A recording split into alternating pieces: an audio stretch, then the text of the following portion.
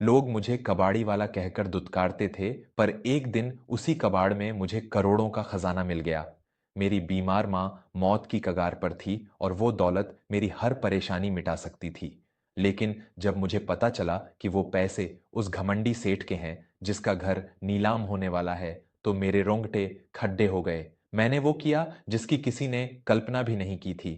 इस गरीब की ईमानदारी ने ऐसा तूफान खद्दा किया कि अमीरी के अहंकार को घुटनों पर ला दिया।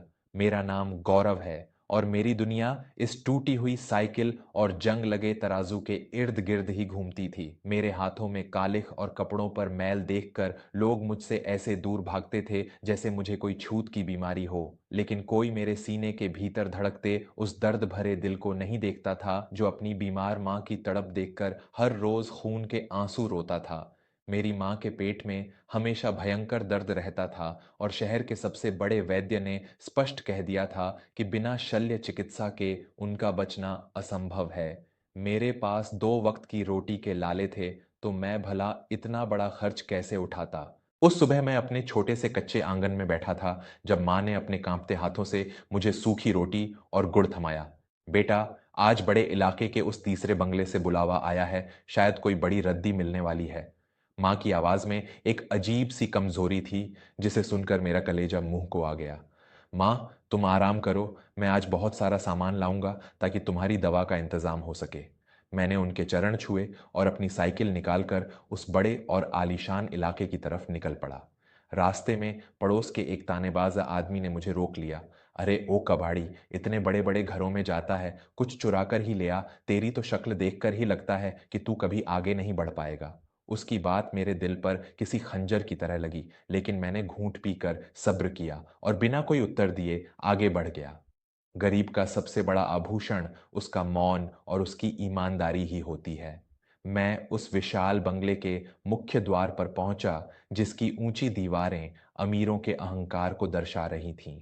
वहां खड़े मोटे और मगरूर पहरेदार ने मुझे देखते ही अपनी लाठी जमीन पर पटकी और मेरी साइकिल को ठोकर मार दी। ए भिखारी, कहाँ मुंह उठाए चला आ रहा है? यह कोई खैरात बंटने की जगह नहीं है। चल भाग यहां से। मेरा खून खौल उठा, लेकिन मां की दी हुई सीख ने मेरे पांव बांध रखे थे। मालिक, मुझे भीतर से बुलावा आया है। सुदेश बाबू के घर से पुरानी किताबें उठानी हैं। उसने मुझे सिर से पैर तक बड़ी घृणा से देखा और बड़बड़ाते हुए भीतर संदेशा भेजा। तभी बंगले के भीतर से सुदेश बाबू की छोटी बेटी हिमांशी बाहर आई। वह रूप और यौवन का एक ऐसा चित्र थी जिसे देखकर कोई भी अपनी सुध बुद्ध खो बैठे, लेकिन मेरी आंखें केवल अपना काम खोज रही थीं। तुमने आने में इतनी देर क्यों कर दी?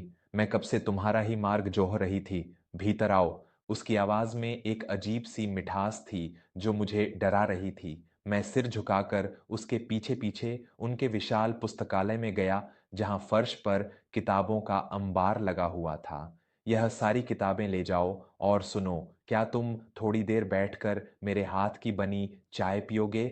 उसने मुझे ऐसी नजरों से देखा जिसमें स्पष्ट प्रेम और आकर्षण झलक रहा था, लेकिन मैं अपनी औकात जानता था। एक कबाड़ी और एक राजकमल के बीच कोई मेल नहीं हो सकता। क्षमा कीजिएगा मालकिन, मेरा काम केवल रद्दी उठाना है। मैं गरीब जरूर हूं, लेकिन मुझे अपनी सीमाओं का भली भांति भान है।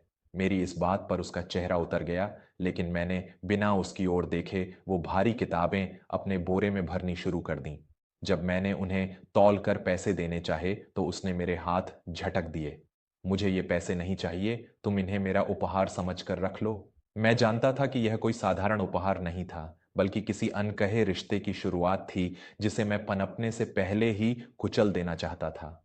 गरीब का पसीना और अमीर का दान कभी एक पलड़े पर नहीं आ सकते। आपको ये पैसे तो रखने ही होंगे। मैंने पैसे वहीं मेज पर रखे और अपना भारी बोरा उठाकर उस घुटन भरे घर से बाहर निकल आया। दरवाजे पर उस निर्दयी पहरेदार ने फिर मेरा रास्ता रोका और मेरे बोरे को खंगालने लगा जैसे मैं कोई बहुत बड़ा चोर हूं। तुम जैसे कीड़े मकोड़ों पर मुझे कभी विश्वास नहीं होता। दिखा क्या चुराया है? तभी पीछे से हिमांशी शेरनी की तरह दहाड़ी। तुम्हारी हिम्मत कैसे हुई एक ईमानदार इंसान को अपमानित करने की? अगर दोबारा इसके साथ ऐसा व्यवहार किया तो तुम्हें नौकरी से निकाल बाहर करूंगी। पहरेदार ने डर के मारे सिर झुका लिया और मैं अपनी साइकिल पर बैठकर वहां से तेजी से निकल आया। रास्ते भर मेरे दिमाग में एक द्वंद्व चलता रहा। एक तरफ वो सुंदर लड़की और दूसरी तरफ मेरी कालिख भरी जिंदगी। घर पहुंचकर मैंने माँ को खाना परोसा और जमीन पर बैठकर उन पुरानी किताबों को छांटने लगा। बाजार में ये किताबें अच्छी कीमत पर बिक सकती थीं, जिससे माँ का इलाज संभव हो पाता। तभी एक पुरानी और मोटी अंग्रेजी किताब के पन्नों के बीच मुझे एक बड़ा सा लिफाफा दिखाई दिया। मैंने जैसे ही उस पुराने पीले लिफाफे को खोला, मेरे पैरों तले जमीन खिसक गई और मेरी आंखें फटी की फटी रह गईं। उसके भीतर पुराने जमाने के अनगिनत सरकारी संपत्ति पत्र रखे हुए थे, जिन पर भारत सरकार की मुहर लगी थी। मेरी उंगलियां कांपने लगीं, मेरा गला सूख गया और माथे पर पसीने की बूंदें छलक आईं। ये पत्र सुदेश बाबू के पिता के थे, जो कभी बड़े सरकारी अधिकारी हुआ करते थे। मैंने जब किसी तरह उन पत्रों का वर्तमान मूल्य समझने का प्रयास किया तो मुझे चक्कर आ गया। वे कोई साधारण कागज नहीं थे, बल्कि करोड़ों रुपयों की अकूत संपत्ति थे। मेरे मन के किसी अंधेरे कोने में लालच का एक भयानक सर्प फुफकारने लगा। गौरव, अब तेरी सारी परेशानियां खत्म। इन पैसों से तू अपनी माँ का इलाज करा सकता है, बड़ा महल बना सकता है और उस हिमांशी को भी पा सकता है। मैंने वो कागज अपने सीने से लगा लिए और कमरे का दरवाजा बंद करके जमीन पर गिर पड़ा।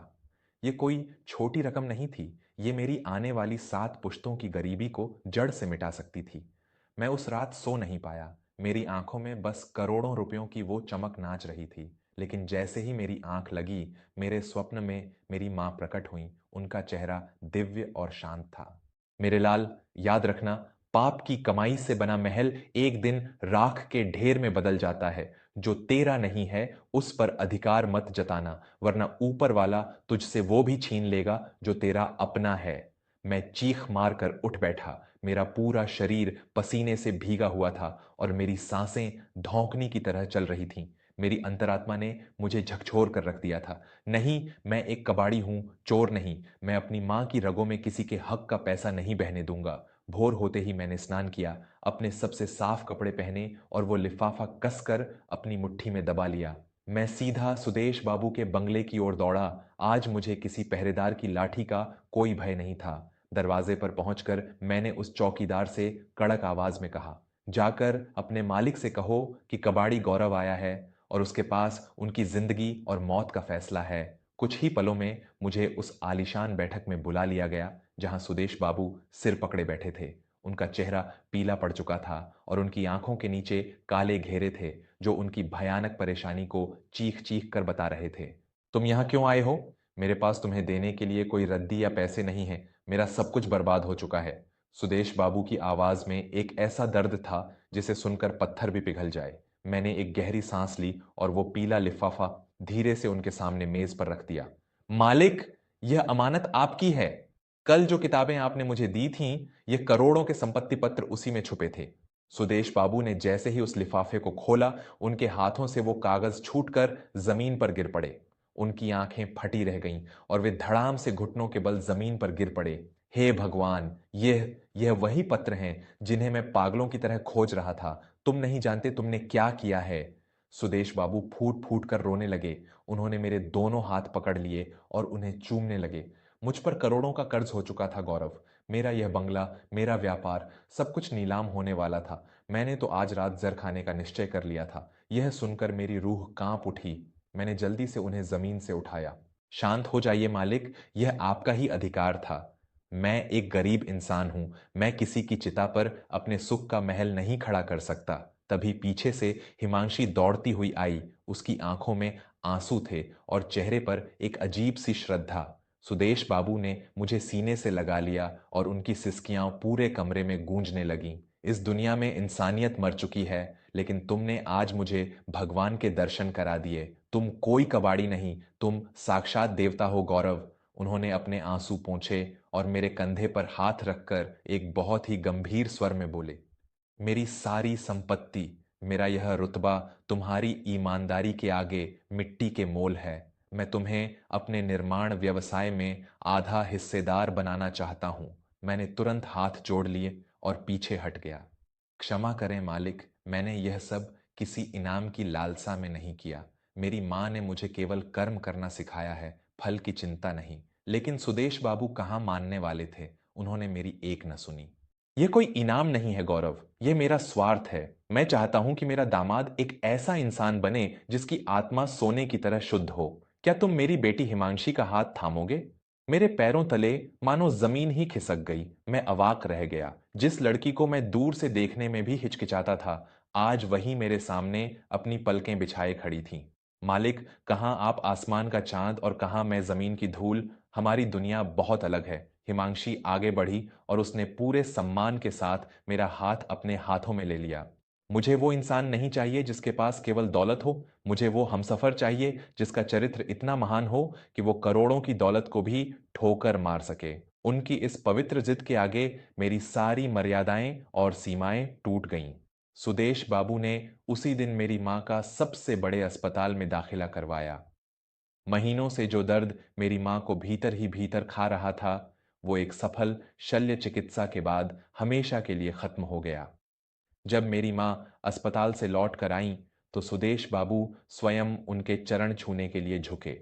समय ने ऐसी करवट ली कि आज मैं कबाड़ी गौरव से एक प्रतिष्ठित व्यवसायी बन चुका हूं। हिमांशी मेरी पत्नी बनकर मेरे उस घर में आई जिसे हमने अपनी मेहनत से महल में बदल दिया था। आज जब मैं अपनी आलीशान गाड़ी में बैठकर उसी सड़क से गुजरता हूं, तो वो ताने मारने वाले लोग सिर झुकाकर मुझे प्रणाम करते हैं। ईमानदारी का रास्ता कांटों से भरा जरूर होता है, लेकिन उस रास्ते का अंत एक ऐसी मंजिल पर होता है जहां दुनिया की हर दौलत छोटी पड़ जाती है। ऊपर वाले की लाठी में आवाज नहीं होती, लेकिन जब वो किसी के कर्मों का फल देता है तो पूरी दुनिया देखती रह जाती है।